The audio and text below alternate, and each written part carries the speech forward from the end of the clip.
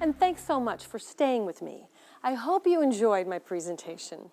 At book signings and speeches, I answer a lot of questions, and I thought today I would share with you some of these frequently asked questions and my answers. Question number 1. You say I have to make my own end-of-life decisions unless I lose my ability to make decisions. How is it determined if I am capable or not? Answer. The courts determine competency and doctors determine capacity, and it has to do with the ability to understand the decision and the consequences of the decision. And this understanding needs to be stable, not changing every hour as it might with someone who has delirium. It can get complicated, as you can have capacity for some decisions while not for others. A person with mild dementia might be able to make a decision about resuscitation and understand the consequences, but then get very confused about a pacemaker, for example. You will need to be able to understand what a doctor or healthcare provider is telling you about your options. You will want to understand the benefits, risks, and alternatives of what is being offered to you. You have cognitive functioning if you can focus on what you hear or read. You have working short-term and long-term memory. Your speech is clear. You can make choices. You have what is called executive control, meaning you can plan, organize, and implement your plan. If the results of this common sense process to determine your competency is unclear or challenged, the decision to be declared incompetent becomes a legal issue, determined by a court-ordered process and decided by a judge. Question number 2. You talk about palliative care as the newest medicine. Are there palliative care doctors just like there are specialists like cardiologists and pulmonologists? Answer, yes. Palliative medicine was recognized by the American Board of Medical Specialties as a subspecialty in 2006. In 2008, physicians already working in the field were grandfathered into the certification. Today, to be board certified in palliative medicine, physicians do 1-year specialist fellowship, then they must pass an exam. I have personally met palliative care physicians who are primary care doctors and oncologists and even surgeons. There are about 7,500 palliative care physicians today, and there are many nurses who take training in the field. Let me add that my mentor on the book, Dr. Jack McNulty, started practicing medicine as a family doctor in 1957. He was one of the first physicians to be board certified in palliative medicine. And he told me that in so many ways, palliative care physicians function today like he did as a doctor 50 years ago. This was before the specialization of medicine, when your family doctor took care of the whole you. I mention this because there are not many palliative care physicians in the country. In addition, other healthcare team members are certified in palliative care, such as social workers, chaplains, and nurses. They can help you as well. So, if you don't have access to a board-certified palliative care doctor, ask your primary care doctor to take care of you, or have a palliative care certified clinician take care of you. What you want is a holistic approach to your care. For example, you might not want the oncologist to prescribe chemotherapy, causing misery and suffering if the chemotherapy was not curative. If you are admitted to a hospital for surgery and you have a pacemaker, diabetes, or kidney problems, your surgeon would want to consult with your cardiologist and your endocrinologist and nephrologist before the surgery. It's just another layer of care. That is providing excellent, holistic care. It's the same way with contacting a palliative care team when a patient has been diagnosed with a serious illness. It's another layer of support for the patient and family. The palliative care team pays attention to not only your physical needs, but also psycho-social and spiritual needs. Question number 3. If I go ahead and tell my healthcare provider who I have chosen as a proxy, then I move, or that person moves, or even becomes unavailable, what happens? Answer. You simply choose another proxy and report that to your healthcare team in writing. You can change your proxy and change your instructions anytime. To prevent confusion, if you should lose the ability to make decisions for yourself, make it very clear now as to as many people as possible and tell everyone the name of the person who is to speak for you and how you want to be treated by the doctors. Telling lots of people is your insurance policy. Giving your instructions to friends, family, neighbors, and ministers is your firewall against aggressive treatment if you're like me and you want a low-tech, peaceful passing. Be sure and say the same thing to everyone. The worst case is you are in the ICU and can't speak, and several family members are arguing and confused, which means the doctors keep doing everything they know to do, which is a lot. Many states have a POLST, Physician's Order for Life-Sustaining Treatment, which is a better way to express your wishes. POLST is a legal document which records a meeting with your doctor about your decisions, specifically listing what you want done or do not want done. It's nearly impossible to officially die because the definition of life has changed with modern medicine. Question number 4. If I refuse life support, is this suicide? If yes, then my life insurance can be invalid, right? Answer, no. Refusing life support is not suicide. The disease is the cause of death, not the lack of treatment. Question number 5. Why wouldn't I want everything that medicine can give me? Answer, your disease may be incurable. Find out. If so, efforts to keep you alive might only be prolonging your death. This is why using the workbook to clarify how you want to live your life is so important. A man named David suffered for several years with cancer, and his kidney was removed only to learn that the cancer had entered his bones. The cancer in the bones was the cause of horrible pain. He went ahead with chemotherapy and radiation that did not stop the cancer, and radiation damaged his ability to swallow and enjoy food, so a feeding tube was inserted. He fought and wasted away, hoping more treatment would eventually save his life. That did not happen, and his widow wrote, quote, "I wish we had had more time to lay down our swords, to cease the raging battle, and to have quietly enjoyed more the time with which we were blessed." Close quotes. It is so important for you to decide what you're willing to endure and what you expect your family to endure. We will all die, and the last few years and months and weeks and days can be what you want if we are clear upon what we want. Had I been in David's same situation, I probably would not have taken the feeding tube. This is because when my mom lost the ability to swallow and the feeding tube went in without our permission, I guess then I got a clear picture of how I do not want to live. Here's another example of how just taking whatever doctors give us is not always good for us. My friend Ron was diagnosed with pancreatic cancer. He went to the urologist who gave him an injection, multiple injections of Lupron. After 1 year, the side effects were so debilitating that he went to an oncologist who would have more treatment options. The oncologist gave him chemo pills. The side effects increased the next year. Extreme fatigue, belly fat, joint and muscle pain, muscles turned to flab, which affected his balance, instability in walking and standing, sleeplessness, depression, anxiety, cognitive damage, and others. Ron, being 83 years old, asked the oncologist assistant, "Will my age kill me before the cancer does?" He was confidently advised that yes, his age would probably kill him before the cancer did. So, after 2 years of treatment, he decided to quit it. In the next few months, his energy began to return. Pain subsided, and the anxiety and depression slowly dissolved. He still experiences some cognitive impairment, and the oncologist remains unhappy with Ron's decision to quit the treatment.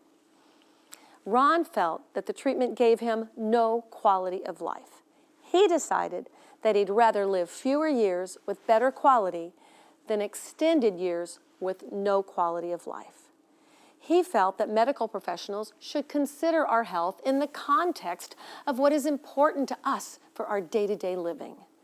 Ron felt that quality of life is more important for him than extending the years of physical and emotional pain. To him, it was much better to have goals in all areas, physical, social, mental, spiritual, financial, and family, than only one goal of physical survival. Looking back, the oncologist was totally focused on doing his treatment, where Ron was focused on enjoying his life, even if it meant fewer years. Like I say in the book, doctors don't have to live with what they do to us. Question number 6. If I ask for a palliative care consult, isn't that just me giving up? Answer, no, not at all. The goal of palliative care is to control symptoms, improve quality of life, and provide psychosocial and spiritual support. In the case like David's, he may have lived longer and never lost his ability to swallow if he had opted for joint and pain symptom management. There is a woman who has become pretty famous for rejecting the traditional approaches to cancer. Amy Berman is a nurse who was told in 2010 that she had stage 4 inflammatory breast cancer. She interviewed 2 oncologists. One wanted to proceed with the traditional treatment, including chemotherapy, mastectomy, radiation, and more chemotherapy. That doctor even admitted that this would not cure the disease, but this is just what he does for all of his patients. The second oncologist asked Amy her goals, and she said she wanted the Niagara Falls trajectory, meaning she wanted to feel really good and then not push for bad days. Amy took this doctor's treatment. There was no surgery since the cancer was in other parts of her body. A mastectomy would not get rid of the cancer. She also sees a palliative care physician, takes a bone-strengthening supplement, tries hard to eat healthy, and gets plenty of sleep. Amy is still alive today. I heard her speak at a national meeting in the spring of 2014 and then met her in person in the spring of 2015. She has not missed work due to her cancer, and she's never been in the hospital. Amy says palliative care is the best friend of the seriously ill. Amy testified to the Senate Committee on Aging and made the point, by opting for comfort care early, that she is in better health, had better care, and spent less than others who opt for aggressive treatments. In fact, she says her insurance company has saved $1 million due to her choices. And consider what she earned. She has not missed work, so she has kept her good job and her paycheck. Question number 7. Talk about the out-of-pocket cost of care. I have read that cancer can bankrupt families. Answer, correct. If people live through it, maybe no one regrets bankruptcy, but most don't live fully through complex, serious illness. Knowing when it's time to focus on quality of life, relief of suffering, and recognize when it is time to call hospice and receive loving care is the way to prevent devastating financial loss. It is smart now to use page 206 in your book to tell your proxy, family, and friends how you feel about what is spent on you to keep you alive. I give you 4 statements and ask you to choose the one that fits you best. By thinking about this now and making a choice, you are taking a big burden off your family, friends, physicians, and healthcare team. Alzheimer's is by far the most expensive disease today. The Alzheimer's Association says that in 2016, the direct costs to our country to care for those with Alzheimer's and other dementias were about $236 billion. They estimate that caring for an individual with dementia will cost nearly $300,000 in the last 5 years.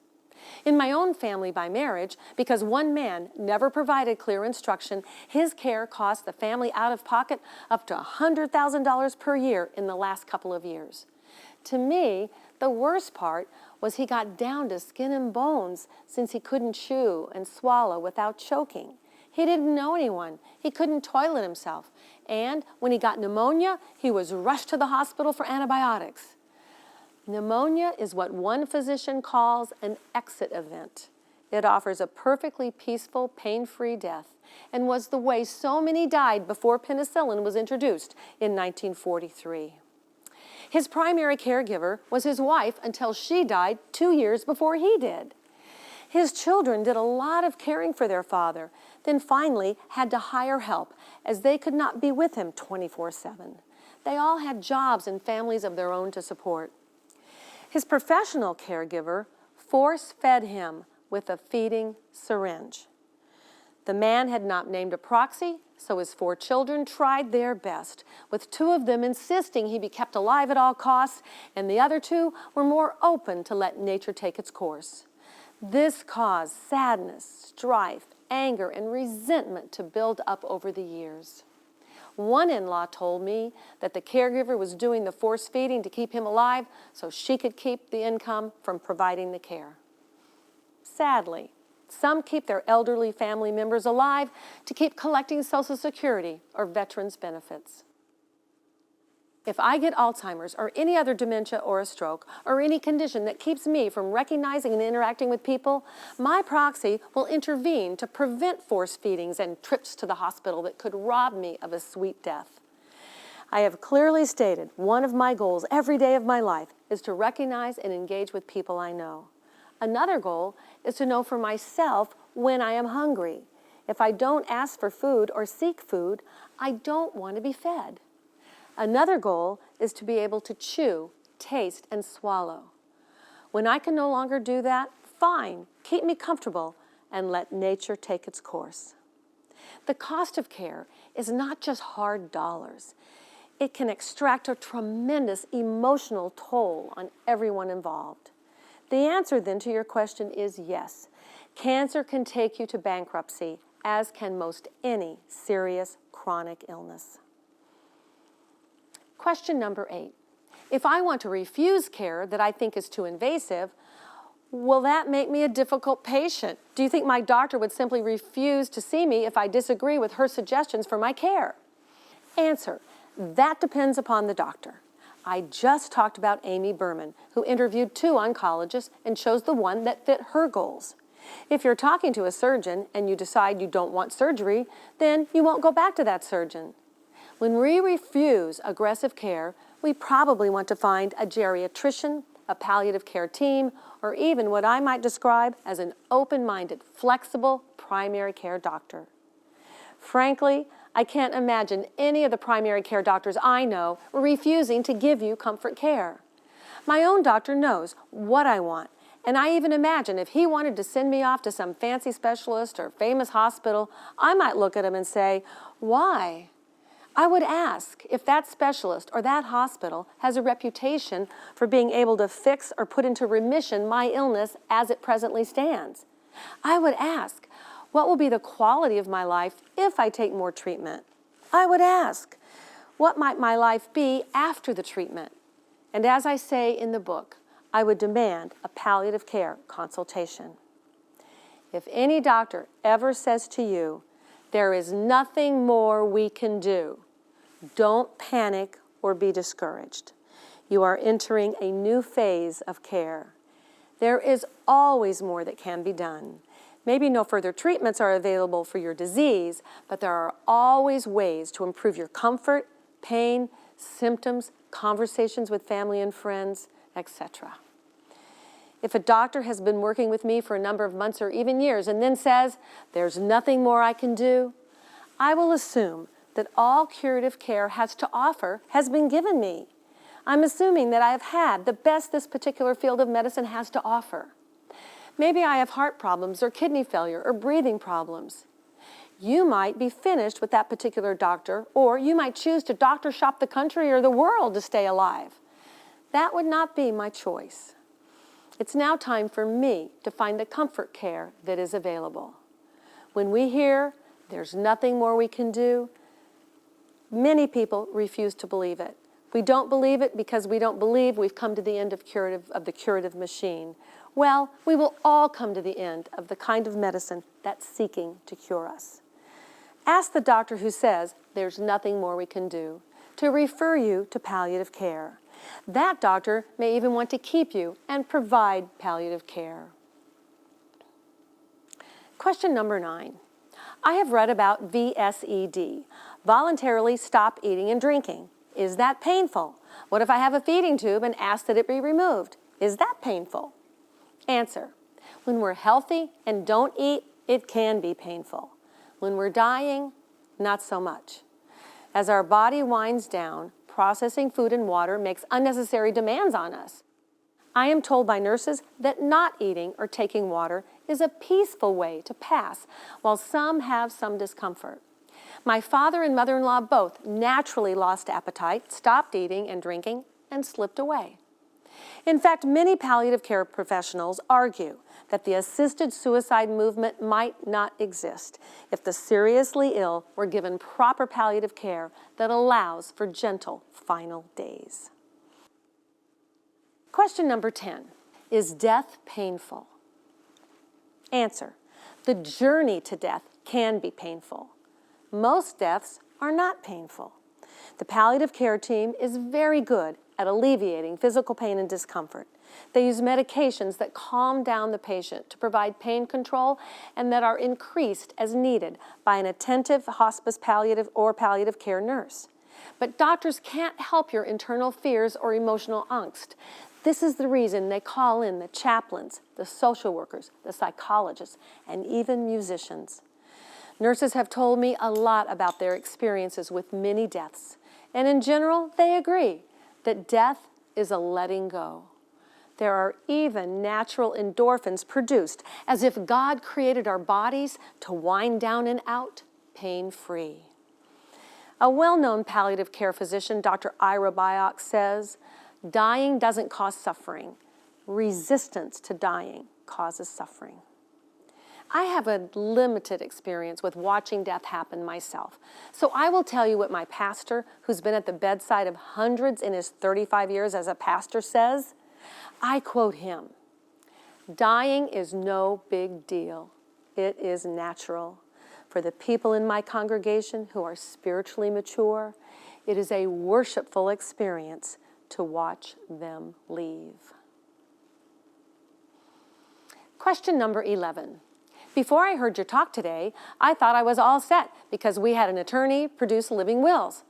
My husband and I chose each other as proxies, and I thought I was done with thinking about death and dying.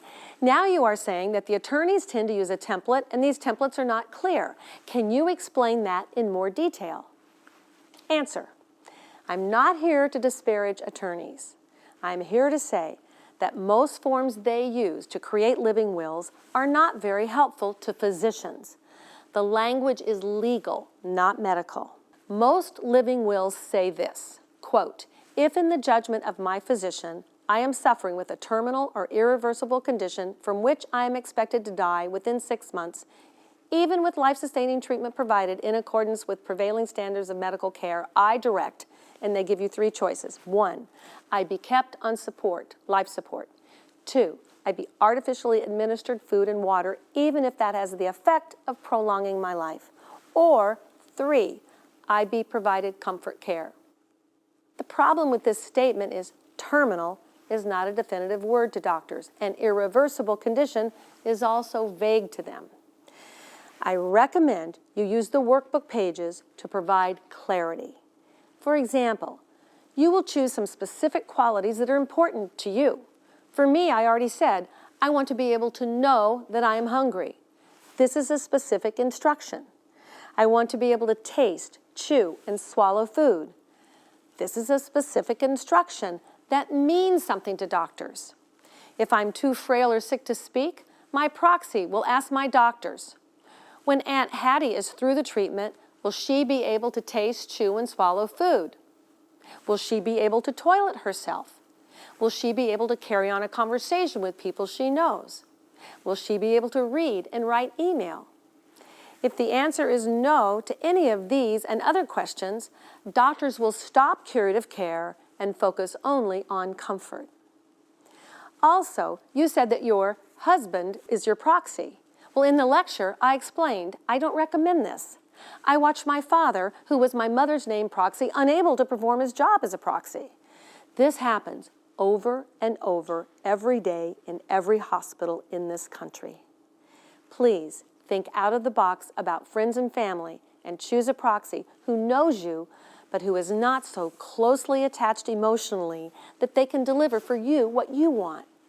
Their emotional pain, our loved ones have this emotional pain at the thought of losing us, and it often blinds them from recognizing our desire to die peacefully, or they don't even notice how much you or I might be suffering.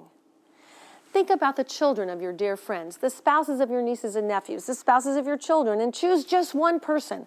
Then share everything you have written in the workbook with everyone you know. My dear friend Carolyn has a husband and 2 sons. After reading the book and using the workbook, she wrote the letter expressing her wishes. None of these men would even read it, preferring to think she's going to live forever. So, who will be her proxy to ensure that she dies the way she wants to die? Are you ready for this? She named her housekeeper. The housekeeper has been close to Carolyn for 30 years, and she's 20 years younger than Carolyn. Carolyn treats the housekeeper like the little sister she never had, and has even paid college tuition for the housekeeper's daughter. The housekeeper is close to and respected by the husband and sons. She's watched her grandmother wither and suffer for the last 10 years because her children can't let go. She, the housekeeper, understands Carolyn's wishes and will ensure that her instructions are followed. Question number 12. I imagine that being a proxy could be difficult. I might have to work hard to get someone to agree to be my proxy. What can I tell that person to give them confidence that they will not be accused of killing me if they have to tell a doctor to withdraw care? Answer: pulling the plug is not killing you. If you're plugged in to support your heart or lungs, if it were not for modern medicine, you would have already passed away. Quote, pulling the plug is simply allowing nature to take its course, as it does every year when winter comes and deciduous trees drop their leaves. And decisions are usually made by a team, including your proxy, clinicians, and a chaplain. We are all part of nature. We all die. When disease overwhelms, we leave this existence. No proxy is responsible for your death. Disease or frailty is responsible. The proxy is only needed if and when you lose decisional capacity. And remember, my dad and my mother-in-law never needed their proxies. They spoke for themselves, and hopefully this will be your case. However, due to modern medicine, most of us will need a proxy. It will be an honor for anyone you ask to serve as your proxy. Why? Because your proxy is given the power to stand in your place. This person you choose knows you and respects you and will be the substitute for you to ensure that you have the care you want. To reduce the stress level of your proxy, you tell everyone you know who that person is and how it is you want the last few years, months, weeks, days of your life to unfold. The more people you tell, the lighter the burden becomes for your proxy. And your doctor will consider you to be her favorite patient. You have eliminated the possibility that she and her team will suffer over your care. Let's all do this thinking and writing, and then let's go have fun with the rest of our lives. Thank you.